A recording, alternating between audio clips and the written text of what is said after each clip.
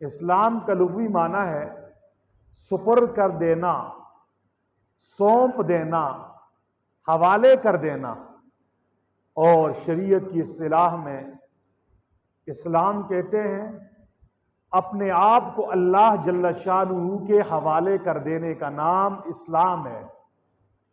اپنے آپ کو اللہ جل شانہ کے سپرد کر دینے کا نام اسلام ہے۔ اپنے آپ کو اللہ جل شانہ کے حکموں کے تابع کرنے کا نام اسلام ہے۔ اپنے آپ کو اللہ جل شانہ کے فرمانبردار بنانے کا نام اسلام ہے۔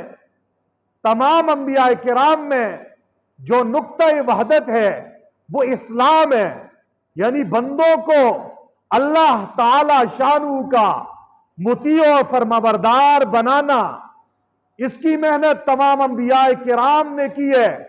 لیکن باقی انبیاء کرام کے مذہبوں کو اسلام نہیں کہا گیا، ان کی امتوں کو امتی مسلمہ کا اعزاز اور تمغہ امتیاز نہیں دیا گیا، اگرچہ سب اسی بات کی محنت کرتے تھے کہ بندے کا تعلق اپنے رب کے ساتھ جڑ جائے، یہ اپنے آپ کو اللہ کے حوالے کر دے، یہ اپنے آپ کو اللہ کے سپرد کر دے۔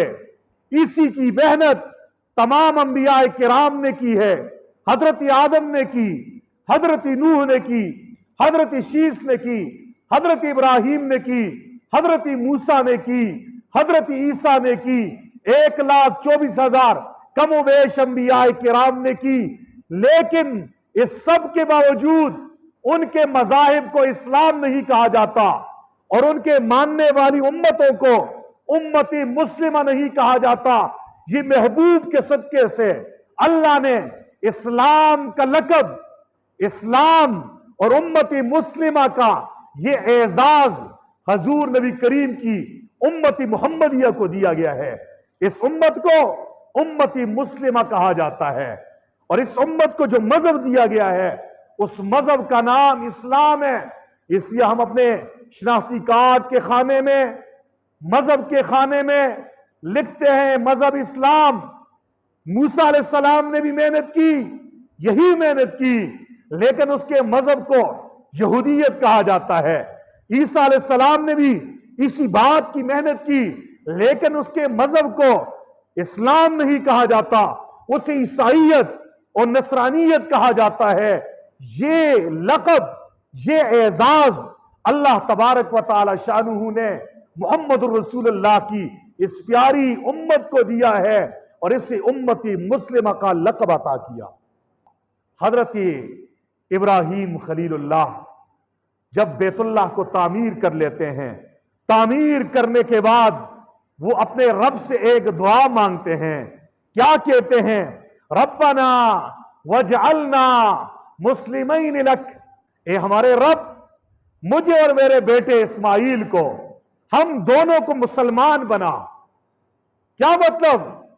مسلمان کہتے ہیں اسے جو اپنے آپ کو اللہ کے سپرد کر دے، اپنی خواہشات کو توڑ دے، اپنی منمانیوں کو چھوڑ دے، اور رب کے حکم کے سامنے اپنی گردن جھکا لے، چاہے دل مانے یا نہ مانے، اسے مسلمان کہتے ہیں۔ ابراہیم خلیل اللہ پہلے سے مسلمان تھے، پہلے سے مطیع و فرمانبردار تھے، لیکن اللہ والوں کی نشانی یہ ہوتی ہے، اللہ کے محبوبوں کی نشانی یہ ہوتی ہے، جو اللہ کے ساتھ ان کے رشتہ بڑھتا رہتا ہے، وہ ایسے ہی اللہ سے مزید رشتے میں اضافے کی، محبت میں بڑھوتری کی دعائیں کرتے ہیں، ان کے ڈر میں اضافہ ہوتا ہے، وہ ڈرتے رہتے ہیں۔ اس سے ابراہیم خلیل اللہ کیا دعا کر رہے ہیں؟ ربنا وجعلنا مسلمین لک، اے ہمارے رب ہم دونوں کو مسلمان بنا۔ اور آگے ایک جملہ ارشاد فرمایا، کیا فرمایا؟ وَمِن ذُرِّيَّتِنَا، ہماری اولاد میں سے بھی مسلمان پیدا فرما، مسلمان بنا۔ اس سے معلوم ہوتا ہے یہ اسلام بڑی عظیم دولت ہے، یہ اللہ کی عظیم نعمت ہے۔ تبھی تو ابراہیم خلیل اللہ جیسا پیغمبر اللہ سے اسی کی دعا کر رہا ہے۔ اپنی اولاد کے لیے جس چیز کو اللہ کے در کو پکڑ کے اللہ کے سامنے رو کے مانگ رہا ہے وہ کیا ہے؟ فرمایا انہیں مسلمان بنا، امت مسلمہ بنا، انہیں ایسی جماعت بنا میری نسل میں سے جو آپ کے فرما بردار ہوں، جو مسلم ہوں، جو آپ کے سامنے جھکنے والے ہوں، جو اپنے آپ کو آپ کے حوالے کرنے والے ہوں۔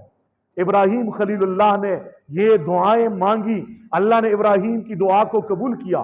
ابراہیم کی نسل سے اللہ نے محمد الرسول اللہ کو پیدا کیا، اور محمد الرسول اللہ صلی اللہ علیہ وسلم کو جو مذہب عطا کیا اسے اسلام کہتے ہیں، اور محمد الرسول اللہ کو جو پیروکار عطا کیے، جو ماننے والے عطا کیے، جو امتی عطا کیے، انہیں مسلمان کہا جاتا ہے۔ سماکم المسلمین، ابراہیم نے تمہارا نام مسلمان رکھا ہے۔ اللہ نے محمد الرسول اللہ کی امت کو امت مسلمہ کا لقب، تمغہ امتیاز دیا ہے، یہ شرف عطا کیا ہے، کتنے پیارے انداز سے دیا ہے۔ ایک مثال سے بات سمجھانے لگا ہوں، حکومتیں بھی خدمات کے اعتراف میں شخصیات کو، قوموں کو اعزاز اور القابات دیتے ہیں، اور کبھی کبھار یوں ہوتا ہے یہ اعزاز، یہ القاب، یہ نام کسی بڑے آدمی سے رکھوایا جاتا ہے۔